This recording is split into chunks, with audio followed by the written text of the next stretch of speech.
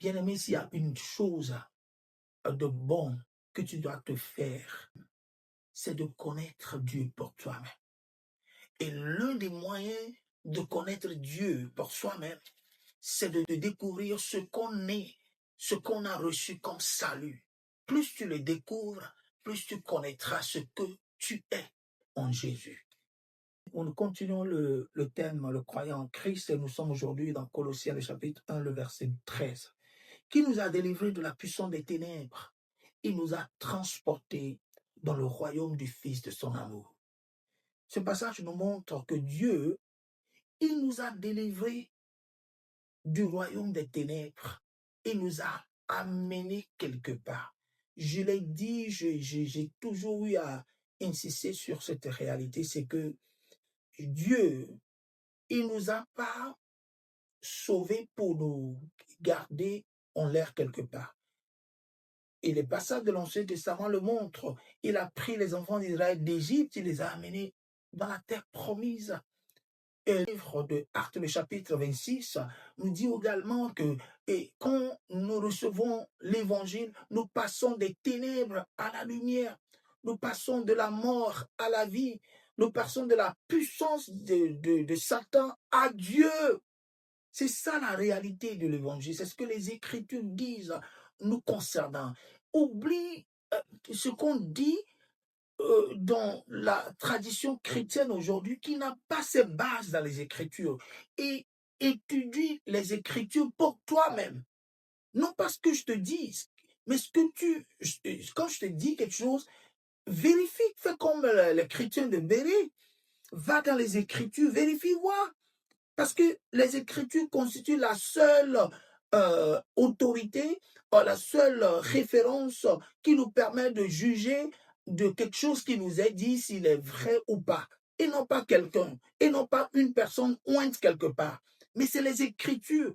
Les Écritures nous servent de baromètre pour nous permettre de savoir si on doit accepter quelque chose ou pas. Et non pas toute autre chose. Et non, et je le précise beaucoup, et non pas un individu quelque part. Parce que tout individu est faillible. Ici, je dois suivre ce que quelqu'un dit. Si la personne se retrouve dans l'erreur, je suis aussi victime de cette erreur. Ouais. Donc, quand nous lisons les Écritures, prenons-les telles qu'elles nous sont présentées et non pas vivre selon l'expérience. L'expérience peut tromper. On n'est pas en philo ici pour discuter de cela. Si vous vous fiez à ce que vous vivez comme expérience, ou quelqu'un raconte ce qu'il vit comme expérience, et vous vous fiez à cela, vous pourrez vous retrouver en erreur. Ce qui est la norme, ce qui nous permet de jauger des choses, c'est les Écritures. Et ces Écritures-là nous disent quoi? On nous dit ici que nous sommes délivrés de la puissance, que la mort de Christ nous a délivrés de la puissance des ténèbres. Qui est en fait le croyant? Le chrétien, ce n'est pas celui qui est délivré ou celui pour qui Jésus est mort sur la croix. Parce que, en fait, pour qui Jésus est mort sur la croix, il n'y a pas que le chrétien.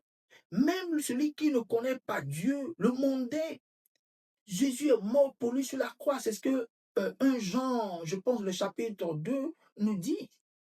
Qu'il est mort, sa mort, c'est pour et le non-croyant comme pour le croyant.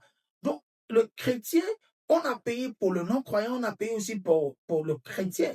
Donc, le chrétien n'est pas ce personnage-là. Le chrétien est plutôt celui qui est sorti de la résurrection, la seconde phase. La première phase concerne et le non-croyant et le croyant.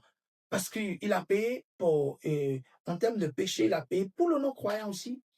Mais en termes de résurrection, le croyant est le produit issu de la résurrection et non de la mort. Il a bénéficié de la mort de Christ parce que originellement, vous êtes d'accord avec moi que c'est à cause du péché d'Adam qu'il fallait que Jésus vienne pour payer pour ce péché.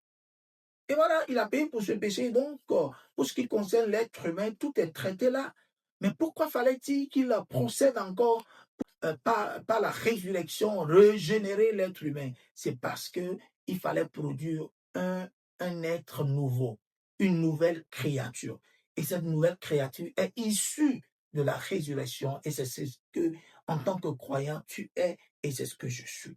Donc, le passage là nous dit qu'il nous a délivrés de la puissance des ténèbres. Donc, le croyant n'est plus en fait, techniquement parlant, de manière légale, il n'est plus dans la main des puissances des ténèbres. Peu importe le geste, les manifestations. Rappelez-vous, Satan est le spécialiste du mensonge. Tout ce que le diable fait dans la vie du croyant, c'est pour l'amener à adhérer à cela, à croire à cela, et pourtant ce n'est pas ça la vérité le concernant. C'est vrai que les démons opèrent dans ta vie, c'est vrai que tu t'es converti et tu vois leurs activités, mais tu n'as pas à te concentrer sur ça. Mais l'une des questions que tu dois te poser, est-ce que tu vas traiter des démons jusqu'à la fin de ta vie? Non, tu vas te libérer de quelque chose de laquelle on t'a libéré toute ta vie? Non, non. Utilise un peu ton mental et analyse avec moi. Il y a un temps pour toute chose. Tu te convertis, il y a un temps pour, s'il y a traité de quelque chose, tu traites de cela pour un temps. Et le reste, tu jouis de la liberté que Christ a acquise pour toi. Et ce passage-là nous montre que nous sommes passés d'un lieu à un autre. Nous vivons actuellement pas dans les deux lieux. Nous ne vivons pas et dans les ténèbres et dans la lumière. Éphésiens 5, le verset 8, je pense. Vous étiez ténèbres, maintenant vous êtes lumière. Vous n'êtes plus lumière et ténèbres, non? Donc, le christianisme, en fait, ou bien ce qui est aussi appelé le combat de la foi, c'est le fait de demeurer ferme dans la nouvelle identité qui t'est accordée, ou bien dans le nouvel emplacement où on t'a mis. Et nous voyons ici que tu es délivré, tu n'es plus dans les mains des forces des ténèbres, tu as été enlevé de là et tu es placé maintenant dans le royaume du Fils de son amour, qui est le royaume de Jésus-Christ. Ça veut dire qu'en tant que croyant, tu es sur terre, mais tu vis dans le royaume de Jésus. Et on te demande d'accepter, d'admettre, de réaliser, de vivre de manière conforme aux réalités de ce royaume. Même sur terre, quand quelqu'un vient d'une autre nation, d'une nation plus élevée, plus développée que l'autre, mais la personne qui va dans une autre nation vit selon les réalités de la nation de laquelle il vient. C'est ça, financièrement comme sur d'autres plans. Il ne va pas laisser sa culture, son background et venir totalement vivre comme les gens vivent dans le pays où il est venu. Non, non, il ne va pas commencer par s'habiller comme eux habituellement. Le gars, il garde ses principes et cette façon de vivre là où il était avant, il les garde. Il s'habille comme il s'habillait là. Et plein d'autres choses. Sa mentalité, il ne la laisse pas tomber. C'est ça le christianisme.